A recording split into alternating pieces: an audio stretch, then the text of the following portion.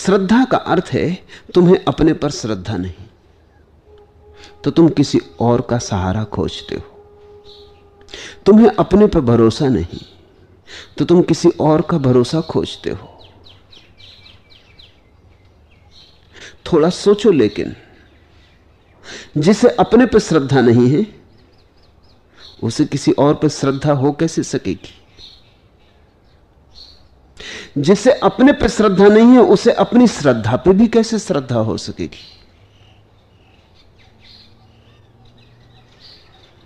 जिसे अपने पर भरोसा नहीं है उसे अपने भरोसे पर कैसे भरोसा आएगा?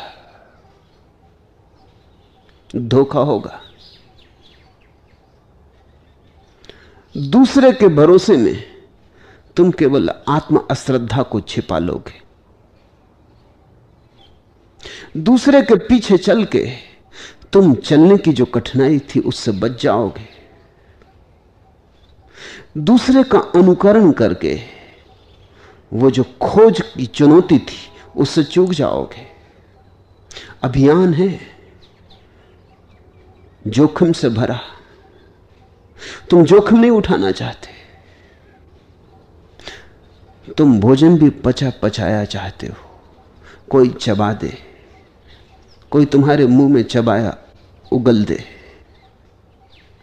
ताकि तुम्हें मुंह भी ना चलाना पड़े। जूठा भोजन करने से तुम्हें मिथली आएगी, लेकिन जूठी श्रद्धा से तुम्हें मिथली नहीं आती। कोई दूसरा दे देता है और तुम मान लेते हो। इससे सिर्फ एक ही बात पता चलती कि मानने का तुम्हारे मन में कोई मूल्य ही नहीं। तुम दूसरे के उतारे कपड़े पहनने को राजी नहीं होते क्योंकि कपड़ों का तुम्हारे मन में कोई मूल्य है, लेकिन तुम दूसरे के उतारे शास्त्र पहनने को राजी हो जाते हो।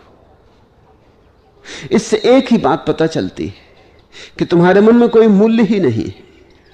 तुम इस बात को इतना व्यर्थ समझते हो कि अपना हुआ कि पराया, हुआ कि न हुआ सब बराबर है। सत्य की गरिमा तुम्हारे मन में नहीं है, अन्यथा तुम उधार कैसे स्वीकार करते? सत्य और उधार, सत्य और किसी और का। एक पंडित एक चम्हार की दुकान पर जूते सुधरवाने गया। जूते की हालत बड़ी बुरी थी, तो उस चम्हार ने कहा 2-4 दिन लगेंगे। तो पंडित ने कहा तो बड़ा मुश्किल होगा, 2-4 दिन मुझे बिना जूते के चलना पड़ेगा, जल्दी नहीं हो सकती, 2-4 घंटे में नहीं हो सकता। तो उस चम्हार ने कहा ऐसा करो, ये एक जोड़ी सुधरी पड़ी है, ये तुम 2-4 दिन पहन लो, फिर तुम्हारी ठीक हो जाए, ले जाना, ये वापस कर जाना। पंडित ने वो जोड़ी देखी, वो किसी की और की जोड़ी थी जो उसने सुधार कर रखी थी। उसने कहा सोच समझ से बात कर, मैं और किसी दूसरे के जूते उधार पहनूंगा, किसी के पहने हुए जूते? तूने मुझे समझा क्या है? वो चमार हंसने लगा। उसने कहा कि मैंने तो सोचा आप पंडित इतने उधार जूते पहने हुए हैं, एक और हो जाएगा तो क्या हर्ज। जिसने आत्मा तक के वस्त्र उधार ले लिए वो पैरों में जूते डालने में दूसरे के परेशान हो रहा है। लेकिन पैरों का हमारे मन में मूल्य है, आत्मा का कोई मूल्य नहीं। बुद्ध कहते हैं जो श्रद्धा से रहित है। तुम किसे श्रद्धा कहते हो? तुम किसे विश्वास कहते हो? तुम अकेले घबराए हुए हो, तुम अकेले कप रहे हो, तुम किसी का सहारा पकड़ लेते हो। लेकिन कौन कब किसका सहारा हुआ है? इस संसार में स्वयं ही खोजना पड़ता है। वस्तुतः सत्य से भी ज्यादा मूल्यवान खोज है। जो खोजता है ठीक से, जिसकी खोज सम्यक है, उसको सत्य तो मिल ही जाता है, वो तो परिणाम है। लेकिन तुम खोज से बचना चाहते हो। तुम्हारी हालत उस छोटे बच्चे जैसी है जो गणित करता है और किताब उलट के पीछे लिखे उत्तर देख लेता है। इसको तुम श्रद्धा कहते हो। विधि नहीं करना चाहता, उधार उत्तर ले लेता है, लेकिन उधार उत्तर आ जाने से भी गणित हल नहीं होता। विधि तो जाननी ही पड़ेगी। यह उधार उत्तर व्यर्थ है, क्योंकि गणित का उपयोग यही था कि जब जीवन में प्रश्न तुम्हारे सामने खड़े हो तो तुम्हारे हाथ में विधि हो, ताकि तुम उत्तर खोज सको। अब ये उत्तर तुमने मुफ्त पा लिया, विधि से तुम चूक गए, गणित का अर्थ ही ना रहा। अब जीवन में जब भी कोई सवाल उठेगा, और जीवन में कोई किताब थोड़ी है जिसको उलट के तुम पीछे लिखे उत्तर देख लोगे। स्कूल की किताबों में पीछे उत्तर लिखे होते, जिंदगी की किताब में तो कहीं पीछे कोई उत्तर नहीं, उत्तर खोजने होते। यहां उत्तर निर्मित करने होते, अपने खून से सींचने होते। यहां प्राणों को चुकाते हो तो उत्तर मिलते। एक बार अगर श्रद्धा की झूठ तुम्हें पकड़ गई, तुमने कहा हम क्या करेंगे जानकर, बुद्ध पुरुषों ने जान लिया, कृष्ण और क्राइस्ट ने जान लिया, हम तो सिर्फ मान लेते। तुम्हारी श्रद्धा जानना नहीं है, मानना है। और सत्य माना नहीं जा सकता, केवल जाना ही जा सकता है। सत्य इतना सस्ता नहीं कि तुम मान लो और मिल जाए, खोजना पड़ेगा। दुर्गम पथ है, लंबी यात्रा है, निश्चित कुछ भी नहीं। मिलेगा भी, यह भी कोई आश्वासन नहीं दे सकता। ज्यादा से ज्यादा कोई इतना ही कह सकता है कि मैं भी चला, मैं भी भटका, पहुंच गया। आशा करता हूं तुम भी चलोगे, भटकोगे, गिरोगे, उठोगे, पहुंच जाओगे। आशा हो सकती है, आश्वासन नहीं हो सकता। आशीर्वाद कोई दे सकता है, आश्वासन कोई भी नहीं दे सकता। शुभ कामना कोई कर सकता है कि प्रभु करे तुम पहुंच जाओ, लेकिन पहुंचने के लिए कोई गारंटी नहीं दे सकता। सत्य कोई बाजार में बिकने वाली वस्तु नहीं, और सत्य का कोई नियत घर नहीं है। जहां मैंने उसे पाया वहां तुम उसे ना पाओगे, क्योंकि तुम हो, मैं हूं। तुम्हारी राह थोड़ी अलग होगी, तुम कहीं और से चलोगे, क्योंकि तुम कहीं और खड़े हो। मैं जहां से चला था वहां से मैं चला था, तुम वहां से कभी भी ना चलोगे। तुम्हारा चलना तो वहीं से शुरू होगा जहां तुम खड़े हो, जहां तुमने अपने को पाया है।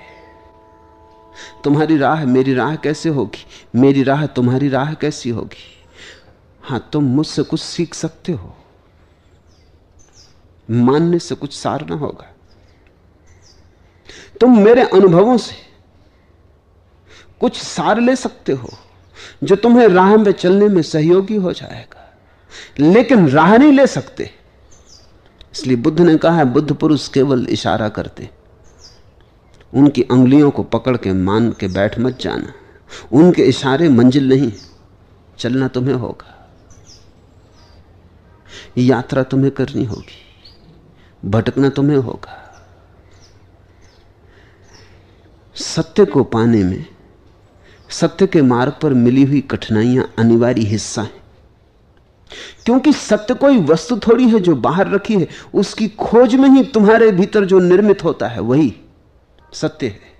उसकी खोज में, सतत चेष्टा में, बार बार भटक के फिर तुम लौट आते हो, फिर खोजते हो, गिरते हो, उठते हो, 1000 बार हाथ से सूत्र छूट जाता है, फिर तलाशते हो। इस सारी खोज में तुम्हारे भीतर कोई संगठित होने लगता है प्राण। इस सारी खोज में तुम्हारे भीतर टूटे हुए, बिखरे हुए खंड करीब आने लगते हैं। एक रासायनिक प्रक्रिया घटती है, एक कीमिया से तुम गुजर जाते हो। तुम बिखरे टुकड़े नहीं रह जाते, तुम संगठित हो जाते हो। तुम्हारे भीतर आत्मा का जन्म होता है, वही आत्मा सत्य है। सत्य की खोज में ही सत्य निर्मित होता है। सत्य की खोज सत्य के जन्म की प्रक्रिया है। सत्य कहीं तैयार होता तो हम दूसरों से उधार ले लेते।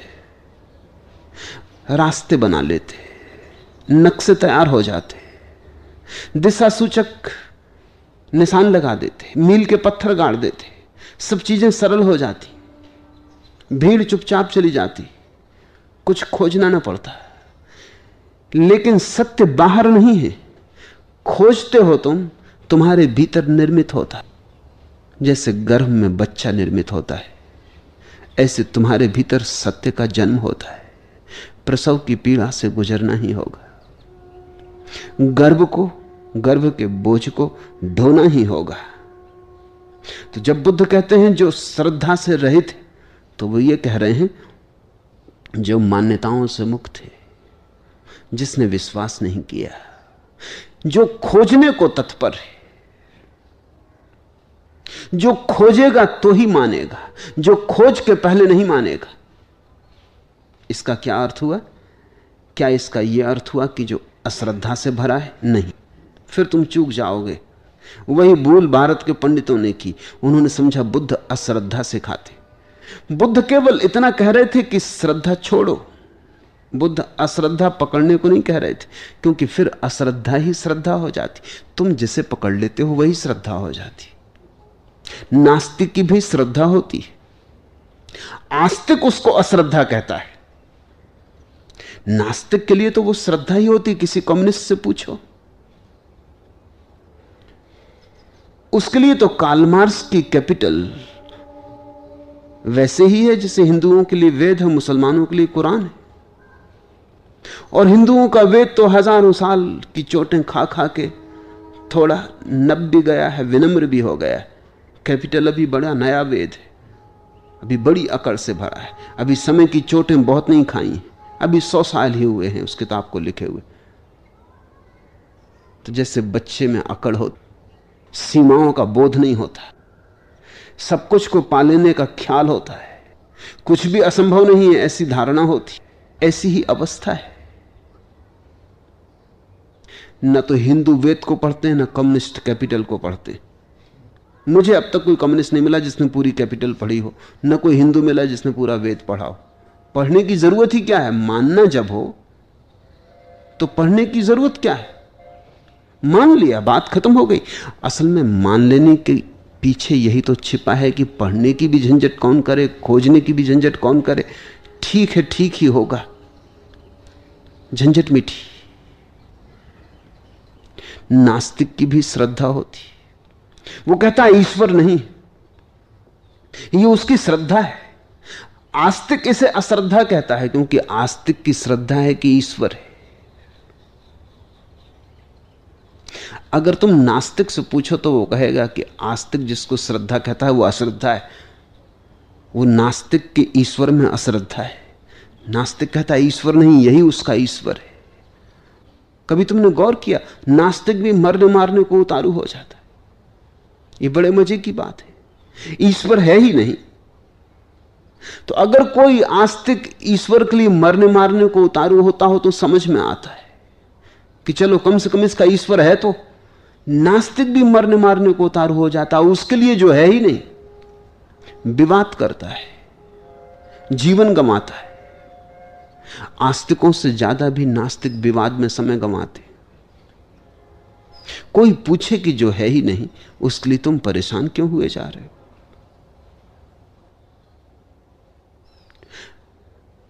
नहीं, जो नहीं है इतने पर ही बात पूरी नहीं हो जाती, इसे सिद्ध करना पड़ेगा। इसके लिए प्रमाण जुटाने पड़ेंगे कि नहीं, और जो कहते हैं कि है उनको गलत सिद्ध करना पड़ेगा, क्योंकि ये श्रद्धा का मामला है। अगर दूसरा कहे चला जाए कि है तो हमारी श्रद्धा को डगमगाहट पैदा होती, संदेह पैदा होता है कि कहीं हो ही ना। इसलिए सारा इंतजाम करना पड़ता नास्तिक को भी कि नहीं, उसको नहीं के मंदिर बनाने पड़ते, उसे इंकार के शास्त्र निर्मित करने पड़ते। बुद्ध अश्रद्धा नहीं सिखा रहे हैं, बुद्ध कह रहे हैं श्रद्धा ना हो। बुद्ध ये कह रहे हैं कि तुम्हारा चित्त मान्यता से घिरा ना हो, ना इस तरफ ना उस तरफ। जब जाना ही नहीं है तो हम निर्णय कैसे करें? पता नहीं है, पता नहीं ना हो। हमें पता नहीं, तो हम अपने इस अज्ञान को किसी ज्ञान से न ढांकें। आस्तिक का भी दावा वही है जो नास्तिक का है। आस्तिक कहता है ईश्वर है, यह हमें पता है। नास्तिक कहता है ईश्वर नहीं है, यह हमें पता है, मगर दोनों को पता है। बुद्ध कहते हैं सच में तुम्हें पता है? थोड़ा सोचो, थोड़ा मनन करो, तुम्हें पता है? तो पैर के नीचे से जमीन खिसकती मालूम होगी। पता तो नहीं, सुन रखा है, कहा है किसी ने, सुना है किसी से, समझ लिया है, मान भी लिया है। माना क्यों है? बुद्ध कहते हैं तुम्हारी सारी श्रद्धा के पीछे भय है। तुम्हारी श्रद्धा भय का ही विस्तार है। बिना ईश्वर को माने बड़ी कठिनाई है। हजार उलझनें खड़ी हो जाती जो हल नहीं होती। फिर किसने संसार बनाया? फिर किसने ये सब सृष्टि रची? प्रश्न ही प्रश्नों की कतारें खड़ी हो जाती, उत्तर नहीं मिलते, और बिना उत्तर के बेचैनी होने लगती है। ऐसा भी नहीं है कि श्रद्धा से उत्तर मिल जाते, लेकिन उत्तर का आभास मिल जाता है। उतने से ही आदमी राहत मान लेता है। न सही सत्य, सत्य का आभास ही सही, थोड़ा भरोसा आ जाता, थोड़ी सांत्वना हो जाती। नास्तिक की भी तकलीफ यही है। उसकी तकलीफ यही है कि ईश्वर को मानने से हजार प्रश्न खड़े होते। दुनिया में दो तरह के लोग मैंने देखे। एक है जिनको ईश्वर ना हो तो प्रश्न खड़े होते, और एक है कि जिनको ईश्वर हो तो प्रश्न खड़े होते। मगर दोनों की तकलीफ यह है कि ईश्वर के होने न होने से उन्हें प्रश्न खड़े होते, और कोई ना कोई उत्तर चाहिए। बिना उत्तर के सिर्फ प्रश्न में जीना बड़ा कष्ट है, बड़ा दूभर है। सिर्फ प्रश्न में जीना, समस्या में घिरे सब तरफ से, हाथ में कुछ भी सूत्र नहीं बन गई। आज किसी ने जरा सा उकसा दिया, अंगारा तो था ही भीतर, रोज रोज संभाला था हो गए। राख भी जमी थी तो बस ऊपर जरा सी परत थी, किसी ने फूंक मार दी, परत झड़ गई, अंगारा बाहर आ गया, तुम क्रोध से भर गए। आज तुम क्रोध करोगे, कल के लिए फिर और तैयारी हो गई। ऐसे रोज रोज तुम अभ्यास बनाते जाओगे, संस्कार गहन होता जाएगा, और जितना संस्कार गहन हो जाएगा उतने ही तुम यंत्रवत हो जाओगे। कोई भी तुम्हारी बटन दबा दे तो क्रोध करवा दे, कोई भी तुम्हारी बटन दबा दे तो तुम प्रसन्न हो जाओ, कोई भी झुक के नमस्कार कर ले, तुम्हारी प्रशंसा कर दे तो तुम गदगद, कोई जरा गाली दे दे तो तुम जार जार, तुम यंत्रवत हो जाओगे। और बटने लोगों को पता हो जाती, सबको पता है एक दूसरे की बटने, कहां से दबा दो कि सब ठीक हो जाता है, कहां से दबा दो कि सब गड़बड़ हो जाता है। तुम मशीन हो क्या या मनुष्य हो? मनुष्य होने का इतना ही अर्थ है कि कोई तुम्हारी क्रोध की बटन दबाए चला जाए, लेकिन तुम कहते हो नहीं करना, तो बटन दबती रहती। वो आदमी थक जाता, लेकिन तुम क्रोध नहीं करते। तुम कहते हो मैं अपना मालिक हूं, जब करना चाहूंगा करूंगा, जब न करना चाहूंगा नहीं करूंगा। प्रतिक्रिया और क्रिया में यही फर्क है। प्रतिक्रिया में दूसरा मालिक है, तुम नहीं, और क्रिया में तुम मालिक हो, दूसरा नहीं। और बड़े मजे की बात है, प्रतिक्रिया बांधती है, क्रिया मुक्त करती है। जो अपने कर्म का मालिक है उसके कर्म का कोई संस्कार नहीं बनता, और जो अपने कर्म का मालिक नहीं है, जो प्रतिकर्म करता है, रिएक्ट होता है सिर्फ, उस आदमी के जीवन में बंधन बनते चले जाते, रोज रोज जाल मजबूत होता चला जाता है। आखिर में तुम पाते हो तुम तो बचे ही नहीं, आदतों का एक ढेर, मुर्दा ढेर, जिसमें से जीवन कभी का उड़ चुका। पक्षी तो जा चुका है जीवन का बहुत पहले, कटघरा छूट गया है, पिंजड़ा छूट गया है। जागो इसके पहले कि देर हो जाए, और आदतों से मुक्त होना शुरू करो। मैं तुमसे ये नहीं कह रहा कि बुरी आदतों से मुक्त हो जाओ और भली आदतें बना लो। तुम्हारे महात्मागण तुमसे यही कह रहे हैं। वो तुमसे कहते हैं बुरी आदतें छोड़ो, अच्छी बनाओ। मैं तुमसे कहता हूं आदत छोड़ो। बुरी और अच्छी आदत से कोई फर्क नहीं पड़ता। लोहे का हो पिंजड़ा की सोने का, क्या फर्क पड़ता है। एक आदमी को सिगरेट पीने की आदत है, सारी दुनिया बुरी कहती। दूसरे को माला फेरने की आदत है, सारी दुनिया अच्छा कहती। जो सिगरेट पीता है वो अगर न पिए तो मुसीबत मालूम होती, जो माला फेरता अगर न फेरने दो तो मुसीबत मालूम होती। दोनों गुलाम हैं। एक को उठते ही से सिगरेट चाहिए, दूसरे को उठते ही से माला चाहिए। माला वाले को माला न मिले तो माला की तलफ लगती, सिगरेट वाले को सिगरेट न मिले तो सिगरेट की तलफ लगती। ऐसे बुनियाद में बहुत फासला नहीं है। सिगरेट भी एक तरह का माला फेरना है। धुआं भीतर ले गए बाहर ले गए, भीतर ले गए बाहर ले, मन के फिरा रहे हैं बाहर भीतर। धुएं की माला है, जरा सूक्ष्म है। कोई अपना कंकड़ पत्थर की फेर रहा है, जरा स्थूल है। असली सवाल आदत से मुक्त होने का है। मैं ये नहीं कह रहा हूं कि माला मत फेरो, मैं ये भी नहीं कह रहा हूं कि सिगरेट पियो। मैं ये कह रहा हूं कि तुम मालिक रहो।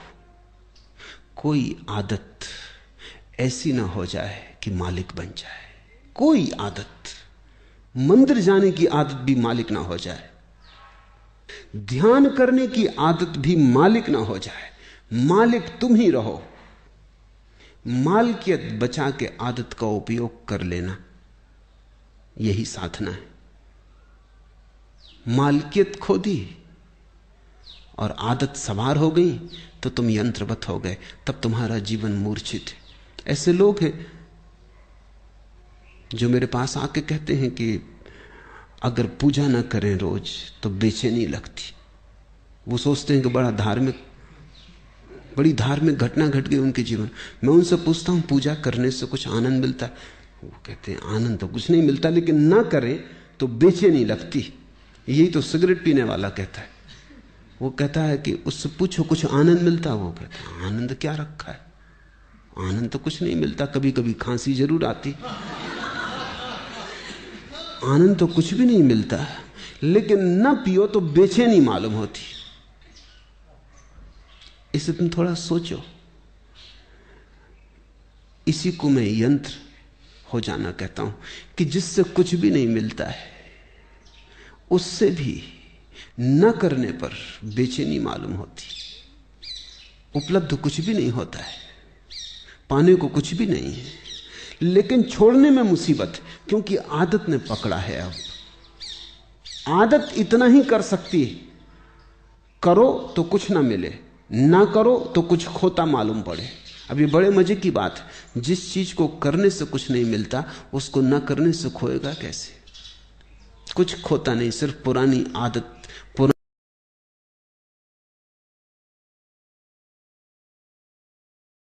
बन गई। आज किसी ने जरा सा उकसा दिया, अंगारा तो था ही भीतर, रोज रोज संभाला था, हो गई। राख भी जमी थी तो बस ऊपर जरा सी परत थी, किसी ने फूंक मार दी, परत झड़ गई, अंगारा बाहर आ गया, तुम क्रोध से भर गए। आज तुम क्रोध करोगे, कल के लिए फिर और तैयारी हो गई।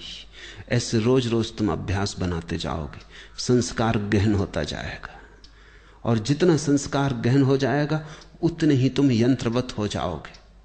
कोई भी तुम्हारी बटन दबा दे तो क्रोध करवा दे, कोई भी तुम्हारी बटन दबा दे तो तुम प्रसन्न हो जाओ, कोई भी झुक के नमस्कार कर ले, तुम्हारी प्रशंसा कर दे तो तुम गदगद, कोई जरा गाली दे दे तो तुम जार जार, तुम यंत्रवत हो जाओगे। और बटने लोगों को पता हो जाती, सबको पता है एक दूसरे की बटने, कहां से दबा दो कि सब ठीक हो जाता है, कहां से दबा दो कि सब गड़बड़ हो जाता है। तुम मशीन हो क्या या मनुष्य हो? मनुष्य होने का इतना ही अर्थ है कि कोई तुम्हारी क्रोध की बटन दबाए चला जाए, लेकिन तुम कहते हो नहीं करना, तो बटन दबती रहती, वो आदमी थक जाता, लेकिन तुम क्रोध नहीं करते। तुम कहते हो मैं अपना मालिक हूं, जब करना चाहूंगा करूंगा, जब न करना चाहूंगा नहीं करूंगा। प्रतिक्रिया और क्रिया में यही फर्क है। प्रतिक्रिया में दूसरा मालिक है, तुम नहीं, और क्रिया में तुम मालिक हो, दूसरा नहीं। और बड़े मजे की बात है, प्रतिक्रिया बांधती है, क्रिया मुक्त करती है। जो अपने कर्म का मालिक है उसके कर्म का कोई संस्कार नहीं बनता, और जो अपने कर्म का मालिक नहीं है, जो प्रतिकर्म करता है, रिएक्ट होता है सिर्फ, उस आदमी के जीवन में बंधन बनते चले जाते हैं, रोज रोज जाल मजबूत होता चला जाता है। आखिर में तुम पाते हो तुम तो बचे ही नहीं, आदतों का एक ढेर, मुर्दा ढेर, जिसमें से जीवन कभी का उड़ चुका। पक्षी तो जा चुका है जीवन का बहुत पहले, कटघरा छूट गया है, पिंजड़ा छूट गया है। जागो इसके पहले कि देर हो जाए, और आदतों से मुक्त होना शुरू करो। मैं तुमसे ये नहीं कह रहा कि बुरी आदतों से मुक्त हो जाओ और भली आदतें बना लो। तुम्हारे महात्मागण तुमसे यही कह रहे हैं, वो तुमसे कहते हैं बुरी आदतें छोड़ो, अच्छी बनाओ। मैं तुमसे कहता हूं आदत छोड़ो। बुरी और अच्छी आदत से कोई फर्क नहीं पड़ता। लोहे का हो पिंजड़ा की सोने का क्या फर्क पड़ता है। एक आदमी को सिगरेट पीने की आदत है, सारी दुनिया बुरी कहती। दूसरे को माला फेरने की आदत है, सारी दुनिया अच्छा कहती। जो सिगरेट पीता है वो अगर न पिए तो मुसीबत मालूम होती, जो माला फेरता अगर न फेरने दो तो मुसीबत मालूम होती। दोनों गुलाम हैं। एक को उठते ही से सिगरेट चाहिए, दूसरे को उठते ही से माला चाहिए। माला वाले को माला न मिले तो माला की तलफ लगती, सिगरेट वाले को सिगरेट ना मिले तो सिगरेट की तलफ लगती। ऐसे बुनियाद में बहुत फासला नहीं है। सिगरेट भी एक तरह का माला फेरना है। धुआं भीतर ले गए बाहर ले गए, भीतर ले गए बाहर ले, मन के फिरा रहे हैं बाहर भीतर। धुएं की माला है, जरा सूक्ष्म है। कोई अपना कंकड़ पत्थर की फेर रहा है, जरा स्थूल है। असली सवाल आदत से मुक्त होने का है। मैं ये नहीं कह रहा हूं कि माला मत फेरो, मैं ये भी नहीं कह रहा हूं कि सिगरेट पियो। मैं ये कह रहा हूं कि तुम मालिक रहो। कोई आदत ऐसी ना हो जाए कि मालिक बन जाए। कोई आदत, मंदिर जाने की आदत भी मालिक ना हो जाए, ध्यान करने की आदत भी मालिक ना हो जाए। मालिक तुम ही रहो। मालकियत बचा के आदत का उपयोग कर लेना, यही साधना है। मालकियत खो दी और आदत सवार हो गई तो तुम यंत्रवत हो गए, तब तुम्हारा जीवन मूर्छित है। ऐसे लोग हैं जो मेरे पास आके कहते हैं कि अगर पूजा ना करें रोज तो बेचैनी लगती। वो सोचते हैं कि बड़ी धार्मिक घटना घट गई उनके जीवन। मैं उनसे पूछता हूं पूजा करने से कुछ आनंद मिलता है? वो कहते हैं आनंद तो कुछ नहीं मिलता, लेकिन ना करें तो बेचैनी लगती। यही तो सिगरेट पीने वाला कहता है। वो कहता है कि उससे पूछो कुछ आनंद मिलता? वो कहता है आनंद क्या रखा है, आनंद तो कुछ नहीं मिलता। कभी कभी खांसी जरूर आती, आनंद तो कुछ भी नहीं मिलता। लेकिन ना पियो तो बेचैनी मालूम होती। इसे तुम थोड़ा सोचो। इसी को मैं यंत्र हो जाना कहता हूं कि जिससे कुछ भी नहीं मिलता है, उससे भी न करने पर बेचैनी मालूम होती। उपलब्ध कुछ भी नहीं होता है, पाने को कुछ भी नहीं है, लेकिन छोड़ने में मुसीबत, क्योंकि आदत ने पकड़ा है। अब आदत इतना ही कर सकती है, करो तो कुछ ना मिले, ना करो तो कुछ खोता मालूम पड़े। अब ये बड़े मजे की बात है, जिस चीज को करने से कुछ नहीं मिलता उसको ना करने से खोएगा कैसे? कुछ खोता नहीं, सिर्फ पुरानी आदत,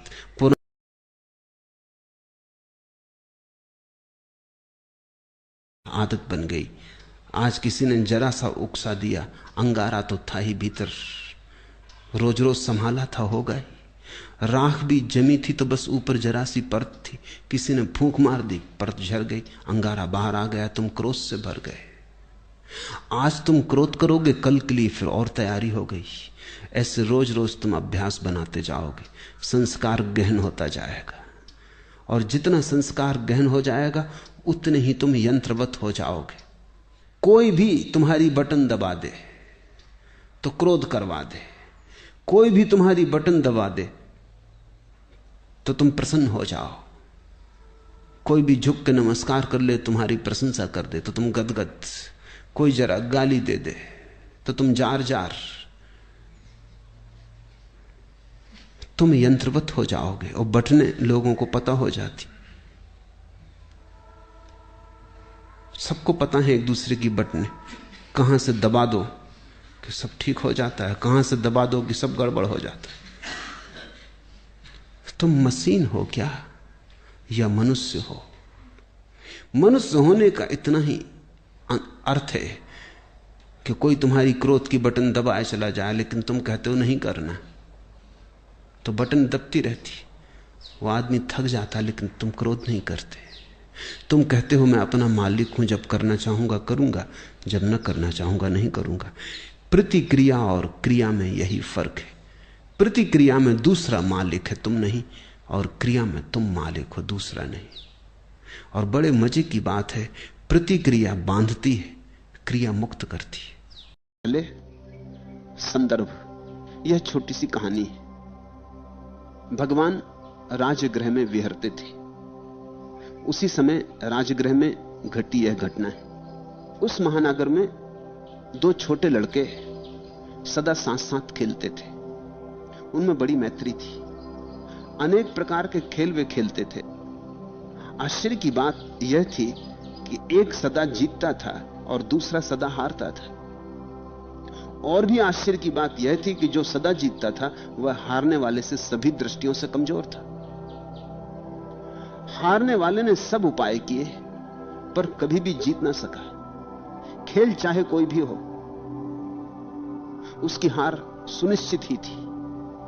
वह जीतने वाले के खेल के ढंगों का सब भांति अध्ययन भी करता था। जानना जरूरी था कि दूसरे की जीत हर बार क्यों हो जाती, क्या राज है। एकांत में अभ्यास भी करता था, पर जीत न हुई सो न हुई। एक बात जरूर उसने परिलक्षित की थी कि जीतने वाला अपूर्व रूप से शांत था। जीत के लिए कोई आतुरता भी उसमें नहीं थी, कोई आग्रह भी नहीं था कि जीतूं ही। खेलता था अनाग्रह से, फलाकांक्षा नहीं थी, और सदा ही केंद्रित मालूम होता था, जैसे अपने में ठहरा है। और सदा ही गहरा मालूम होता था, छिछला नहीं था, ओछा नहीं था। उसके अंतस में जैसे कोई लौ निष्कंप जलती थी। उसके पास एक प्रसादपूर्ण आभा मंडल भी था।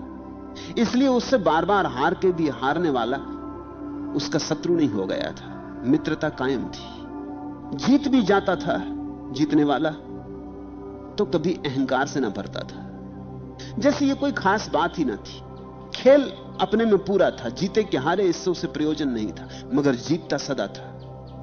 हारने वाले ने यह भी देखा था कि प्रत्येक खेल शुरू करने के पूर्व वह आंखें बंद करके एक क्षण को बिल्कुल निस्तब्ध हो जाता था, जैसे सारा संसार रुक गया हो। उसके ओंठ जरूर कुछ बुदबुदाते थे, जैसे वह कोई प्रार्थना करता हो, या कि मंत्रोच्चार करता हो, या कि कोई स्मरण करता हो।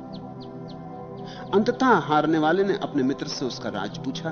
क्या करते हो, उसने पूछा। हर खेल शुरू होने के पहले किस लोक में खो जाते हो? जीतने वाले ने कहा, भगवान का स्मरण करता हूं, नमो बुद्धस्य का पाठ करता हूं, इसलिए तो जीतता हूं। मैं नहीं जीतता, भगवान जीतते। उस दिन से हारने वाले ने भी नमो बुद्धस्य का पाठ शुरू कर दिया। यद्यपि यह कोरा अभ्यास ही था, फिर भी उसे इसमें धीरे धीरे रस आने लगा। तोता रटंग था यह मंत्रोच्चार, पर फिर भी मन पर परिणाम होने लगे। गहरे ना सही तो ना सही, पर सतह पर स्पष्ट फल दिखाई पड़ने लगे। वो थोड़ा शांत होने लगा, थोड़ी उच्छृंखलता कम होने लगी, थोड़ा छिछलापन कम होने लगा, हार की पीड़ा कम होने लगी, जीत की आकांक्षा कम होने लगी। खेल खेलने में पर्याप्त है, ऐसा भाव धीरे धीरे उसे भी जगने लगा। भगवान के इस स्मरण में वह अनजाने ही धीरे धीरे डुबकी भी खाने लगा। शुरू तो किया था परिणाम के लिए कि खेल में जीत जाऊं, लेकिन धीरे धीरे परिणाम तो भूल गया और स्मरण में ही मजा आने लगा। पहले तो खेल के शुरू में याद करता था, फिर कभी एकांत मिल जाता तो बैठ के नमो बुद्धस नमो बुद्धस नमो बुद्धस का पाठ करता। फिर तो खेल गौण होने लगा और पाठ प्रमुख हो गया। फिर तो जब कभी पाठ करने से समय मिलता तो ही खेलता। रात भी कभी नींद खुल जाती तो बिस्तर पे पड़ा पड़ा नमो बुद्धस का पाठ करता। उसे कुछ ज्यादा पता नहीं था कि क्या है इसका राज, लेकिन स्वाद आने लगा। एक मिश्री उसके मुंह में घुलने लगी। छोटा बच्चा था, शायद इसलिए सरलता से बात हो गई। जितने बड़े हम हो जाते उतने विकृत हो जाते। सरल था। कूड़ा कचरा जीवन ने अभी इकट्ठा ना किया था, अभी स्लेट कोरी थी। जो बच्चे बचपन में ध्यान की तरफ लग जाएं धन्य भागी हैं, क्योंकि जितनी देर हो जाती है उतना ही कठिन हो जाता है। जितनी देर हो जाती है उतनी ही अड़चनें बढ़ जाती। फिर बहुत सी बाधाएं हटाओ तो ध्यान लगता है। और बचपन में तो ऐसे लग सकता है, इशारे में लग सकता है, क्योंकि बच्चा एक अर्थ में तो ध्यानस्थ है ही। अभी संसार पैदा नहीं हुआ है, अभी कोई बड़ी महत्वाकांक्षा पैदा नहीं हुई। छोटी सी महत्वाकांक्षा थी कि खेल में जीत जाऊं, और तो कोई बड़ी महत्वाकांक्षा नहीं थी। राष्ट्रपति नहीं होना, प्रधानमंत्री नहीं होना, धनपति नहीं होना, पद प्रतिष्ठा का मोह नहीं था। गिल्ली डंडा खेलता होगा, इसमें जीत जाऊं। छोटी सी महत्वाकांक्षा थी, थोड़े ही स्मरण से टूट गई होगी। थोड़ा सा जाल मन ने फैलाया था, थोड़े ही स्मरण से कट गया होगा। एक खुला आकाश उसे दिखाई पड़ने लगा। धीरे धीरे उसके सपने खो गए और दिन में भी उठते बैठते एक शांत धारा उसके भीतर बहने लगी। एक दिन उसका पिता गाड़ी लेके उसके साथ जंगल गया और लकड़ी से गाड़ी लाद घर की तरफ लौटने लगा। मार्ग में शमशान के पास बैलों को खोलकर वे थोड़ी देर विश्राम के लिए रुके। दोपहरी थी और थक गए थे, लेकिन उनके बैल दूसरों के साथ राजगृह में चले गए। वे तो सोए थे और बैल नगर में प्रविष्ट कर गए। पिता बेटे को वहीं गाड़ी के पास छोड़ गाड़ी को रखाने की कह नगर में बैलों को खोजने गया। बैल मिले तो, लेकिन तब जबकि सूर्य ढल गया था और नगर द्वार बंद हो गए थे, सो वह नगर के बाहर ना आ सका। बेटा नगर के बाहर रह गया, बाप नगर के भीतर बंद हो गया। अंधेरी रात, बाप तो बहुत घबराया। शमशान में पड़ा छोटा सा बेटा, क्या गुजरेगी उस पर। बाप तो बहुत रोया चिल्लाया, लेकिन कोई उपाय ना था। द्वार बंद हो गए, सो द्वार बंद हो गए। और लकड़हारे की सुने भी कौन, और लकड़हारे के बेटे का मूल्य भी कितना। द्वारपालों से सिर फोड़ा होगा, चिल्लाया होगा, रोया होगा। उन्होंने कहा कुछ नहीं हो सकता, बात समाप्त हो गई। अंधेरी रात, अमावस की रात, और वो छोटा सा लड़का मरघट पे अकेला। लेकिन उस लड़के को भय ना लगा। भय तो दूर, उसे बड़ा मजा आ गया। ऐसा एकांत उसे कभी मिला ही ना था। गरीब का बेटा था, छोटा सा घर होगा, एक ही कमरे में सब रहते होंगे, और बच्चे होंगे, मां होगी, पिता होगा, पिता के भाई होंगे, पत्नियां होंगी, पिता के भाइयों की, बूढ़ी दादी होगी, दादा होंगे, न मालूम कितनी भीड़ भाड़ होगी। कभी ऐसा एकांत उसे न मिला था। ये अमावस की रात, आकाश तारों से भरा हुआ, ये मरघट का सन्नाटा, जहां एक भी आदमी दूर दूर तक नहीं। नगर के द्वार दरवाजे बंद, सारा नगर सो गया। ये अपूर्व अवसर था। ऐसी शांति और सन्नाटा उसने कभी जाना नहीं था। वो बैठ के नमो बुद्धस का पाठ करने लगा। नमो बुद्धस, नमो बुद्धस, नमो बुद्धस कहते कब आधी रात बीत गई उसे स्मरण नहीं। तार जुड़ गया, संगीत जम गया, वीणा बजने लगी। पहली दफा ध्यान की झलक मिली। शांति तो मिली थी अब तक, रस भी आना शुरू हुआ था, लेकिन अब तक बूंद बूंद था। आज डुबकी खा गया, आज पूरी डुबकी खा गया, आज डूब गया, बाढ़ आ गई। ऐसा नमो बुद्धस, नमो बुद्धस, नमो बुद्धस कहता कहता गाड़ी के नीचे सड़क पर सो गया। यह साधारण नींद न थी, नींद भी थी और जागा हुआ भी था। यह समाधि थी। उसने उस रात जो जाना उसी को जानने के लिए सारी दुनिया तड़फती।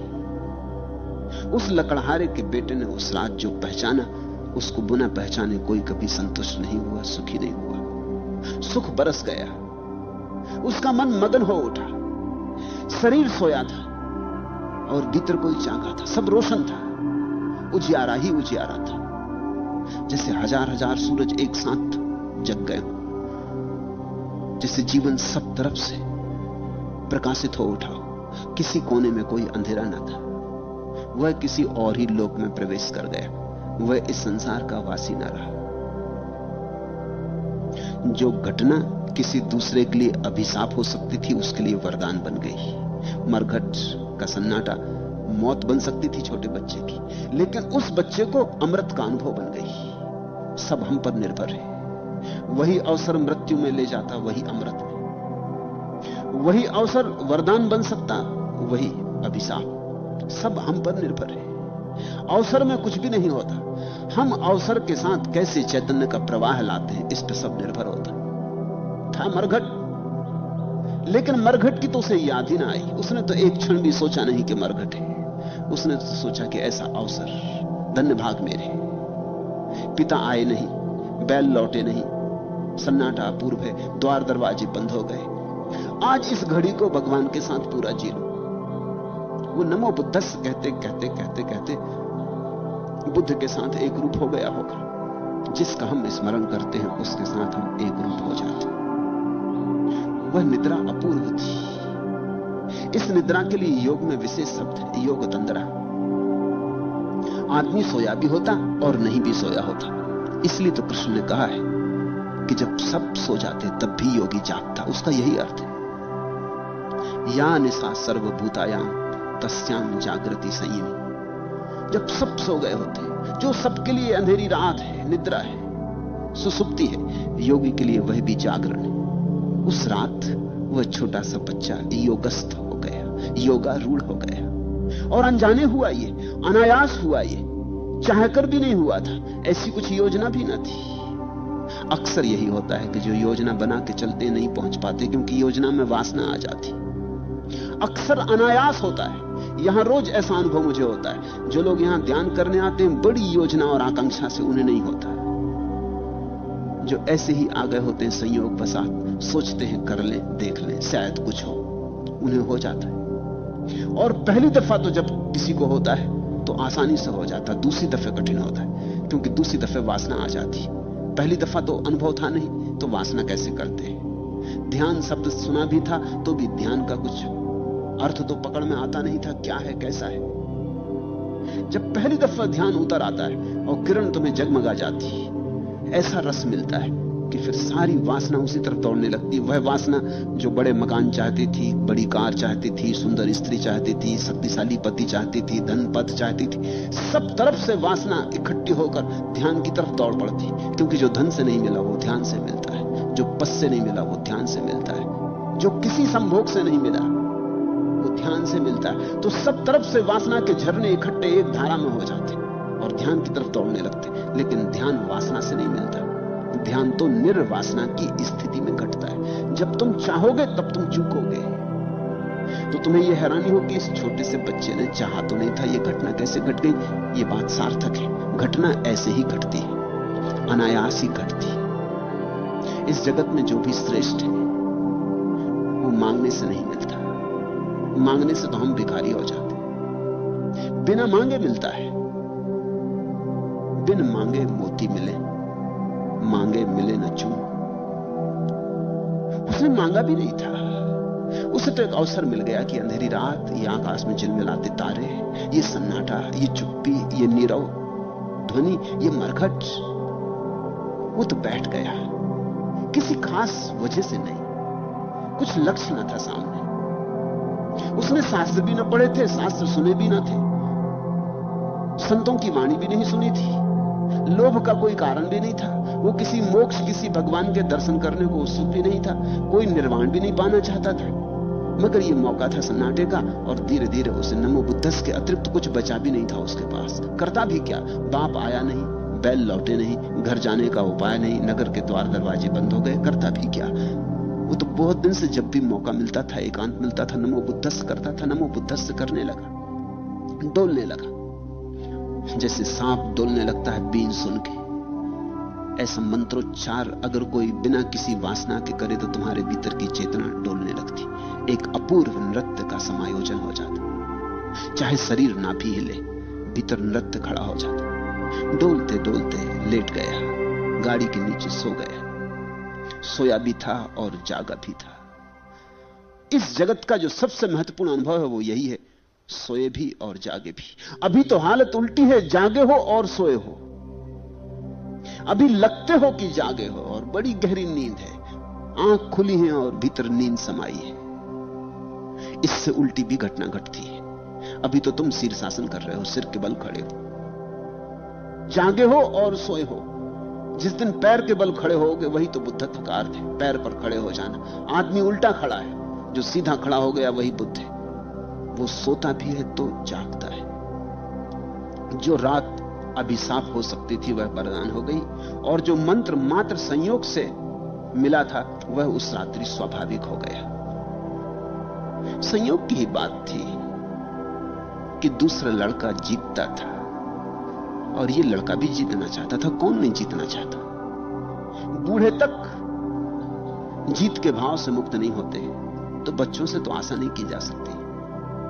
बूढ़ों को तो क्षमा नहीं किया जा सकता, क्योंकि जिंदगी बीत गई, अभी तक कितना भी नहीं सीखे कि जीतने में कुछ सार नहीं, हारने में कोई हारता नहीं, जीतने में कोई जीतता नहीं। यहां हार और जीत सब बराबर है, क्योंकि मौत सबको एक सा मिटा जाती है। हारे हुए मिट्टी में गिर जाते, जीते हुए मिट्टी में गिर जाते। ये तो छोटा बच्चा था, इसको तो हम क्षमा कर सकते। ये जीतना चाहता था, इसने सब उपाय कर लिए थे, इसने सब तरह से निरीक्षण किया था कि जीतने वाले की कला क्या है, क्यों जीत जाता है, मैं क्यों हार जाता हूं। शक्तिशाली था जीतने वाले से, इसलिए बात बड़ी आश्चर्य की थी। इसकी शक्ति का स्रोत कहां है? क्योंकि शरीर से मैं बलवान हूं, जीतना मुझे चाहिए गणित के हिसाब से। लेकिन जिंदगी बड़ी अजीब है, यहां गणित के हिसाब से कोई बात घटती कहां। यहां गणित को मानकर जिंदगी चलती कहां है। यहां कभी कभी कमजोर जीत जाते हैं और शक्तिशाली हार जाते हैं। देखते पहाड़ से जल की धारा गिरती, चट्टान पर गिरती है। जब चट्टान पर पहली दफा जल की धारा गिरती होगी तो चट्टान सोचती होगी, अरे पागल, मुझको तोड़ने की कोशिश कर रही। और जल इतना कोमल है, इतना स्त्रीण है, और चट्टान इतनी परुष और इतनी कठोर, मगर एक दिन चट्टान टूट जाती है, रेत होकर बह जाएगी चट्टान। जो समुद्रों के तटों पर रेत है, जो नदियों के तटों पर रेत है, वो कभी पहाड़ों में बड़ी बड़ी चट्टानें थी, सब रेत चट्टान से बनी। और चट्टानें टूटती हैं जल की सूक्ष्म धार से, कोमल धार से। कोमल धार अंततः जीत जाती है, मगर धार में कुछ बात होगी, जीतने का कुछ राज होगा। इस जगत में सब कुछ गणित के हिसाब से नहीं चलता। इस जगत का कुछ सूक्ष्म गणित भी है। तो सब ऊपर के उपाय कर लिए होंगे उस लड़के ने, कैसे खेलता है उसका एकांत में अभ्यास भी किया था, मगर फिर भी हार गया, न जीता सो न जीता। पूछना नहीं चाहता था उससे, क्योंकि उससे क्या पूछना उसके जीतने का राज। चुपचाप निरीक्षण करता था। जब कोई उपाय न बचा होगा तो उसने पूछा। एक ही बात अनबूझी रह गई थी कि हर खेल शुरू करने के पहले वह लड़का आंख बंद करके खड़ा हो जाता, उसके ओंठ कुछ बुदबुदाते, तब एक अपूर्व शांति उसके चेहरे पर मालूम होती, एक रोशनी झलकती है। अब सिर्फ यही एक राज रह गया था, और सब तो कर लिया था, उससे कुछ काम नहीं हुआ था। अंततः उसने पूछा कि भाई मुझे बता दो, क्या करते हो, कैसा स्मरण, क्या मंत्र? संयोग की बात थी कि वो लड़का नमो बुद्धस्स का पाठ करता था, वही उसका बल था। सुना है ना तुमने वचन, निर्बल के बलराम। निर्बल भी बली हो जाता है अगर राम का साथ हो, और बलवान भी कमजोर हो जाता है अगर राम का साथ ना हो। यहां सारा बल राम का बल है। यहां जो अपने बल पर टिका है हारेगा, जिसने प्रभु के बल पे छोड़ा वो जीतेगा। जब तक तुम अपने बल पर टिके हो, रोओगे, परेशान होगे, टूटोगे, तब तक तुम चट्टान हो, तब तक तुम रेत होगे, दुख पाओगे, खंड खंड हो जाओगे। जिस दिन तुमने राम के बल का सहारा पकड़ लिया, जिस दिन तुमने कहा मैं नहीं हूं तू ही है। यही तो अर्थ होता है स्मरण का, प्रभु स्मरण का, नाम स्मरण का। उस लड़के ने कहा कि मैं थोड़ी जीतता हूं, भगवान जीतते हैं, मैं उनका स्मरण करता हूं, उन्हीं पे छोड़ देता हूं, मैं तो उपकरण हो जाता हूं। जैसा कृष्ण ने अर्जुन को गीता में कहा कि तू निमित्त मात्र हो जा, तू प्रभु को करने दे जो वो करना चाहते हैं, तू बीच में बाधा मत बन। जैसा कबीर ने कहा कि मैं तो बांस की पोंगरी हूं, गीत मेरे नहीं, गीत तो परमात्मा के, जब उसकी मर्जी होता गाता। मैं तो बांस की पोंगरी हूं, सिर्फ मार्ग हूं उसके आने का। गीतों पर मेरी छाप नहीं है, गीतों पर मेरा कब्जा नहीं, गीत उसके, मैं सिर्फ द्वार हूं उसका, उपकरण मात्र। ऐसा ही उस लड़के ने कहा कि मैं थोड़ी जीतता हूं, इसमें कुछ राज नहीं है, मैं प्रभु का स्मरण करता हूं। फिर खेल में लग जाता, फिर वह जाने। मगर इस बात में बड़ा बल है, क्योंकि जैसे ही तुम्हारा अहंकार विगलित हुआ तुम बलशाली हुए, तुम विराट हुए। अहंकार विगलित होते ही तुम जल की धार हो गए, अहंकार के रहते रहते तुम चट्टान हो। और अहंकार के विगलित होने का एक ही उपाय है कि किसी भांति तुम अपना हाथ भगवान के हाथ में दे दो। किस बहाने देते हो इससे कुछ फर्क नहीं पड़ता, तुम्हारा हाथ भगवान के हाथ में हो, तुम निमित्त मात्र हो जाओ।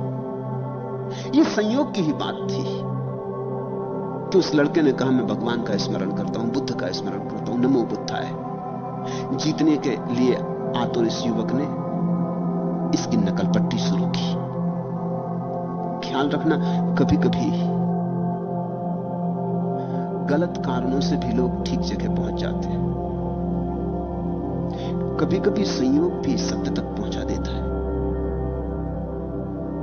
कभी कभी तुम जो शुरू करते हो वो कोई बहुत गहरा नहीं होता है, लेकिन शुरू करने से ही यात्रा का पहला कदम पड़ जाता है। मेरे पास लोग आते, वो कहते हैं संन्यास हम लेना चाहते हैं, लेकिन कपड़े रंगने से क्या होगा?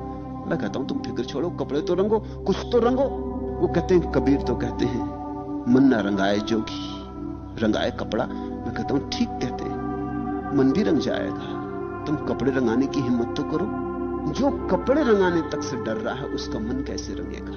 कबीर ठीक कहते, मगर ख्याल रखना, कबीर ने जोगियों से कहा था, कबीर ने उनसे कहा था जिन्होंने कपड़े रंग लिए थे और मन अभी तक नहीं रंगा था। उन्होंने कहा था मन न रंगाए जोगी। जोगियों से कहा था कि तुमने मन तो रंगाया नहीं, रंगा लिए कपड़ा, इससे क्या होगा? अब मन रंगाओ। तुमने अभी कपड़ा भी नहीं रंगाया, तुम अभी जोगी नहीं हो। कबीर का वचन तुम्हारे लिए नहीं है। जिन्होंने कपड़ा रंगा लिया उनसे मैं भी कहता हूं मन न रंगाए जोगी, रंगाए कपड़ा। मगर तुमसे ना कहूंगा, तुमसे तो कहूंगा पहले जोगी तो बनो, कम से कम कपड़ा तो रंगाओ। एक बार कपड़ा रंग जाए, इतनी हिम्मत तो करो। और तुम कहते हो कि बाहर के कपड़े से क्या होगा? बाहर और भीतर में जोड़ है, संयोग और सत्य भी जुड़े हैं। जो बाहर है एकदम बाहर थोड़ी है, वो भी भीतर का ही फैलाव। तुम भोजन तो करते ना, तो बाहर से ही भोजन लेते हो, वो भीतर पहुंच जाता। तुम ये तो नहीं कहते बाहर का भोजन क्या करना, बाहर का जल क्या पीना, भीतर प्यास है, बाहर के जल से क्या होगा, ऐसा तो नहीं कहते। या कहते हो भीतर की प्यास बाहर के जल से बुझ जाती है, और भीतर की भूख बाहर की भोजन से बुझ जाती है। और भीतर के प्रेम के लिए बाहर प्रेमी खोजते हो, और कभी नहीं कहते कि प्रेम की प्यास तो भीतर है, बाहर के प्रेमी से क्या होगा। बाहर और भीतर में बहुत फर्क नहीं है। वृक्ष पर जो फल अभी लटका है बहुत दूर और बाहर है, जब तुम उसे चबा लोगे और पचा लोगे भीतर हो जाएगा, तुम्हारा खून बन जाएगा, मांस मज्जा बन जाएगा। आज तुम्हारे भीतर जो मांस मज्जा है, कल तुम मर जाओगे, तुम्हारी कब्र बन जाएगी, तुम्हारी मांस मज्जा मिट्टी में मिल जाएगी, और मिट्टी से फिर वृक्ष उगेगा, और वृक्ष में फिर फल लगेंगे, तुम्हारा मांस मज्जा फिर फल बन जाएगा। बाहर और भीतर अलग अलग नहीं है, संयुक्त हैं, जुड़े। इसलिए ऐसे मन को धोखा देने के उपाय मत किया करें कि बाहर से क्या होगा, और ये सिर्फ उपाय है। अब भीतर का तो किसी को पता नहीं, तुम रंगोगे कि नहीं रंगोगे। बाहर का पता चल सकता है। बाहर से घबराते हो कि लोग गैरिक वस्त्रों में देख के कहेंगे अरे पागल हो गए। लोगों का इतना डर है, लोगों के मंतव्य की इतनी चिंता है। सीधी बात नहीं कहते कि मैं लोगों से डरता हूं, कायर बहाना खोजते हो कबीर का कि कबीर ने ऐसा कहा कि बाहर के कपड़े रंगाने से क्या होगा। मैं भी कहता हूं क्या होगा, लेकिन यह कहा उनसे जिन्होंने रंगा लिए थे, उनसे मैं भी कहता हूं बाहर की घटना थी, बिल्कुल संयोग वसात शुरू हुई थी। कोई लड़के के भीतर ध्यान की तलाश न थी, न भगवान की कोई खोज थी। खेल खेल में सीख लिया था, खेल खेल में दांव लग गया। नमो बुद्धाय रटने लगा। रटन थी, तोता रटन थी, किसी बड़े मूल्य की बात नहीं थी। लेकिन रटते रटते एक बात लगी कि रटते रटते ही सतह पर कुछ शांति आ जाती। वो जो उद्विग्नता थी वो कम होने लगी, विचार थोड़े क्षीण हुए, वो जो जीत की आकांक्षा थी वो भी क्षीण होने लगी। अब खेलता था लेकिन खेल में दूसरे ढंग का मजा आने लगा। अब खेलने के लिए खेलने लगा, पहले जीतने के लिए खेलता था। जो जीतने के लिए खेलता उसकी हार निश्चित है, क्योंकि वो तना हुआ होता, वो परेशान होता, उसका मन खेल में तो होता ही नहीं, उसकी आंख गड़ी होती आगे, भविष्य में, फल में, जल्दी से जीत जाऊं। जो खेलने में ही डूबा होता उसको फल की कोई फिक्र ही नहीं होती, वो खेलने में पूरा संलग्न होता। उसके पूरे संलग्न होने से जीत आती, और जीत की आकांक्षा से पूरे संलग्न नहीं हो पाते तो हार हो जाती। तुम देखते ना, आमतौर से सब लोग कितनी अच्छी तरह बातचीत करते हैं, गपशप करते हैं, फिर किसी को मंच पर खड़ा कर दो और बस उनकी बोलती बंद हो गई, हाथ पैर कपने लगे। क्या हो जाता है मंच पर पहुंचकर? कौन सी अड़चन हो जाती? भले चंगे थे, सदा बोलते थे, असल में इनको चुप ही करना मुश्किल था। बोल बोल के लोगों को उबा देते थे। आज अचानक बोलती बंद क्यों हो गई? आज पहली दफा लोगों को सामने बैठे देख के इनको एक ख्याल पकड़ गया कि आज कुछ ऐसा बोलना है कि लोग प्रभावित हो जाए। बस अड़चन हो गई। आज बोलने में पूरी प्रक्रिया न रही, लक्ष्य में ध्यान हो गया, लोग प्रभावित हो जाएं। ये इतनी आंखें जो देख रही, ये सब मान ले कि हां कोई है बोलने वाला, कोई है वक्ता। बस इसी से अड़चन हो गई। मंच पर खड़े होकर अभिनेता कपने लगता, हाथ पैर डोलने लगते, पसीना पसीना होने लगता। क्यों? पहली दफा कृत्य में नहीं रहा, कृत्य के पार आकांक्षा दौड़ने लगी। बड़ा अभिनेता वही है जिसकी इसकी चिंता ही नहीं होती कि लोगों पर क्या परिणाम होंगे, और बड़ा वक्ता वही है जिसे ख्याल भी नहीं आता कि लोग इसके संबंध में क्या सोचेंगे। बड़ा खिलाड़ी वही है जो खेल में पूरा डूब जाता है, समग्र भावेन, उसी से जीत आती। धीरे धीरे इसको भी फिक्र छूटने लगी। यह लड़का भी रस लेने लगा खेलने में, एक और ही मजा आने लगा, एक और तरह की तृप्ति मिलने लगी। अंतर्निहित हो गई तृप्ति खेल के भीतर, क्रीड़ा में ही रस हो गया। खेल काम ना रहा, खेल पहली दफा खेल हुआ। इसलिए इस देश में हम कहते हैं भगवान सृष्टि बनाई, ऐसा नहीं कहते, सृष्टि का खेल खेला, लीला की। क्या फर्क है खेल और सृष्टि में? पश्चिम में क्रिश्चियनिटी है, ईसाईयत है, जुदाइज्म, इस्लाम है, वे सब कहते हैं भगवान ने दुनिया बनाई कृत्य की तरह, 6 दिन में बनाई, फिर थक गया। खेल से कोई कभी नहीं थकता, ख्याल रखना। इसलिए हिंदुओं के पास छुट्टी का कोई उपाय नहीं भगवान के लिए। 6 दिन में थक गया, 7वें दिन विश्राम किया। इसलिए तो रविवार को छुट्टी मनाते ईसाई। भगवान ने तक छुट्टी ली तो आदमी का क्या? भगवान थक गया 6 दिन बना बना के, उस दिन विश्राम किया। उसने देर से उठा होगा, सुबह अखबार भी देर से पढ़ा होगा, चाय भी बिस्तर पे बुलाई होगी, पत्नी को डांटा डपटा भी होगा, बिस्तर पे लेटे लेटे रेडियो सुना होगा या टीवी देखा होगा, जो कुछ भी किया। दोपहर तक सोया रहा होगा, थक गया। कृत्य, काम थका देता है। इस देश में हमारी धारणा है ये जगत भगवान की लीला है, थके ही नहीं, अभी तक छुट्टी नहीं ली। छुट्टी की धारणा ही भारत के पुराणों में नहीं कि भगवान छुट्टी ले। छुट्टी का मतलब तो वह थक जाए। खेल से कभी कोई थकता है? सच तो यह है जब तुम काम से थक जाते हो तो खेल में थकान मिटाते हो। दिन भर दफ्तर से लौटे, फिर घर आके ताश खेलने लगे या बैडमिंटन खेलने लगे, 6 दिन थक गए, फिर 7वें दिन गोल्फ खेलने चले गए। थकान को मिटाते हो खेल से, तो खेल से तो कोई कभी थकता नहीं, खेल से तो पुनरुज्जीवित होता है। हमारी धारणा यही है कि जीवन कृत्य नहीं होना चाहिए, जीवन खेल होना चाहिए। खेल का यही फर्क है, कृत्य का लक्ष्य होता है, खेल का लक्ष्य नहीं होता। खेल में कोई फलाकांक्षा नहीं होती, काम में फलाकांक्षा होती। तुम दफ्तर में बैठे काम करते हो, थक जाते हो। उतना ही काम तुम रविवार के दिन घर में बैठ के करते रहते हो, नहीं थकते। अपना काम तो खेल। खोल ली कार, सफाई करने लगे तो नहीं थकते, दिन भर लगे रहते। दफ्तर में फाइल यहां से वहां रखने में थक जाते। जहां काम आया वहां थकान है, क्योंकि काम आया, लक्ष्य आया। उस लड़के को पहली दफा खेल खेल हुआ, अब मजा और ही आने लगा। अब जीत की कोई चिंता न रही। संयोग से यह घटना घटी थी। नमो बुद्धस्स कहना ऐसे ही खेल खेल में शुरू किया था, लेकिन उस रात संयोग स्वाभाविक हो गया। उस रात मंत्र प्राणों में उतर गया। उस दिन मंत्र ऊपर ऊपर न रहा। उस दिन मंत्र को उच्चार न करना पड़ा। उस दिन भीतर से उच्चार उठने लगा।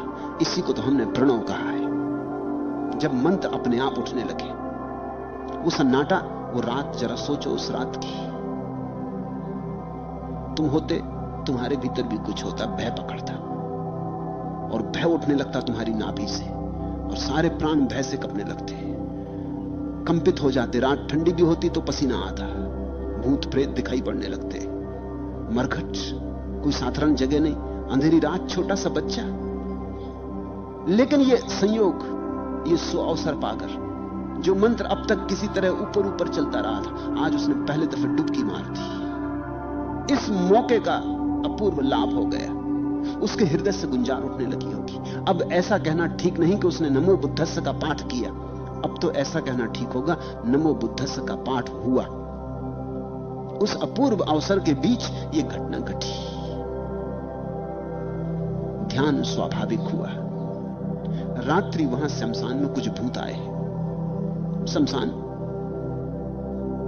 वे बड़े प्रसन्न हुए। वे उस लड़के को खा जाना चाहते थे। वे अनायास मिले इस शिकार से, अत्यंत खुश हो गए और उसके आसपास नाचने लगे। और वह लड़का तो उस दशा में था, या निशा सर्वभूतायाम तस्याम जागृति साई। वो तो सोया था और जागा भी था। भूतों को नाचते देख के वो उठ के बैठ गए। भूत नाच रहे थे, वो भी अपने भीतर के नाच में मग्न हो गया। उसने फिर नमो बुद्धस्स कहना शुरू कर दिया। लड़के की जैसे ही आंखें खुली, भूतों को नाचते देखा, वो भी अपने अंदर के नृत्य में संलग्न हो गया। आज उसे भूत डरा ना पाए। जिस दिन ध्यान हो जाए उस दिन मृत्यु डरा नहीं पाती भूत, यानी मृत्यु के प्रतीक।